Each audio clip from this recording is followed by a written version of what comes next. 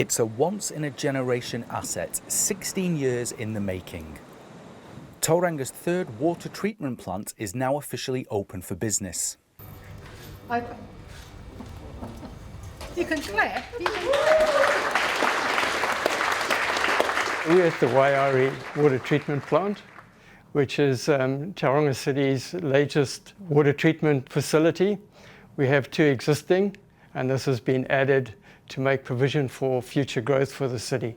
We've been in water restrictions for many years, so why is this not a plant for now?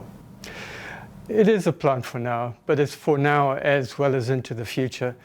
I think as water suppliers, our responsibility is to ensure that we manage the resources that we have in a way that sustains us for the future. Right now, we've just seen the effects of climate change.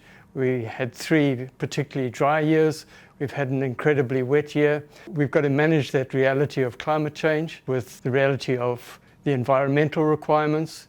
And that's our primary focus in terms of getting that balance right and ensuring that we meet the community needs for the future. The key difference is that we want to keep the water conservation messaging going and that people buy into water conservation for the long term.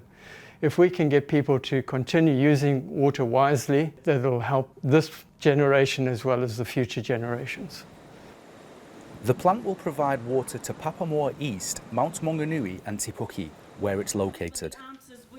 One local challenged officials at the plant's opening ceremony about the Waiāri's sustainability. You don't produce the water, the river produces the water, you don't own the river, so who do you think you are? What was the point you were making in there then? Okay, I actually challenged all the speakers. They all mentioned that this plant makes the water. It doesn't make the water. The water comes from the Waiāri. The Waiāri is part of the mana whenua. I'm just really worried that although they say they've acknowledged the life source of the Waiāri, I don't believe them. You know, they're thinking 30 years. That Waiāri's been there for thousands of years. Finished. Come on, let's go. Thank you very much for that and appreciate your opinion on that and take it on board. Work first began to find a new water source for the rapidly growing city over 15 years ago. So back in the late 1990s, there was pressure on the amount of water being supplied to the city. People were demanding more water, and therefore the council was looking for alternative water sources at the time. And the Waiāri stream was seen as the preferred one even in those days. The difference was that council then made the decision to install water meters, and that took some of the demand pressure off at the time. The planning continued because ultimately at some point in time another water source would be needed for the city. And the process of identifying the stream, going through the consenting process, securing land for the intake and treatment facilities occurred. Consent was granted in 2010 and it was full steam ahead, or it was for 2 years before the project was put on hold. Initially the plant was supposed to be built by 2015, but the development stopped pretty much during the global economic crisis, and as a result the plant was put on hold in 2012. 4 years later, the project was resurrected, and in 2018 construction finally began. And here we stand today with a completed treatment plant. As seen recently, severe weather events can have a devastating effect on a city's infrastructure, even leaving residents without fresh, clean water. When this plant was designed, we took a lot of variables into consideration, including natural disaster events. We know that the catchment is very steep. It's prone to landslips. The river level rises very quickly during significant rain events. The water dirties up quite significantly as well. So all those things have been built in. In the event that we had like a volcanic ash fallout, we'd hope that the clarification process would take a lot of that out of the mix and that the membranes would still be providing safe water for the city.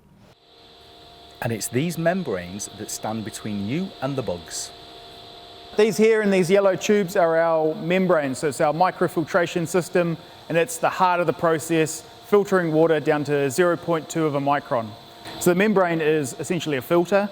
It's made up of 9,000 straws, and the straws are microporous. So what that means is that the material they're made up of has tiny little holes that allows clean water to pass through, but stops the bugs from going through. The water that enters our treatment plant is pumped up from the beautiful Waiāri stream. We add our coagulant, which helps bring all the dirt particles together and makes this clarifier work.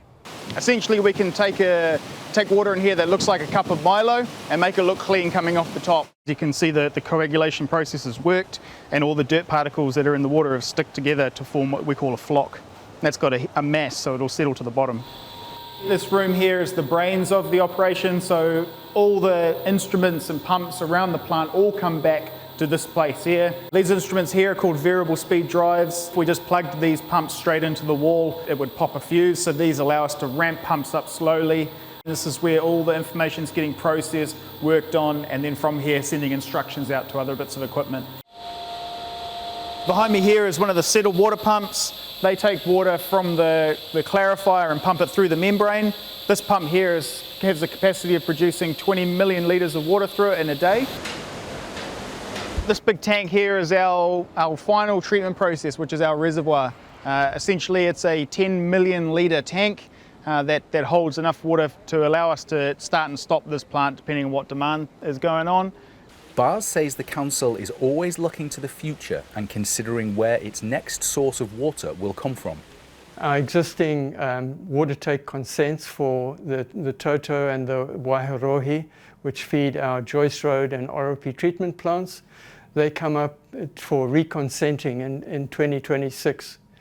So depending on the allocation of water that we get through that reconsenting process, that might have a direct impact on when we look for a future source of water for the city. Gavin Ogden, Local Focus.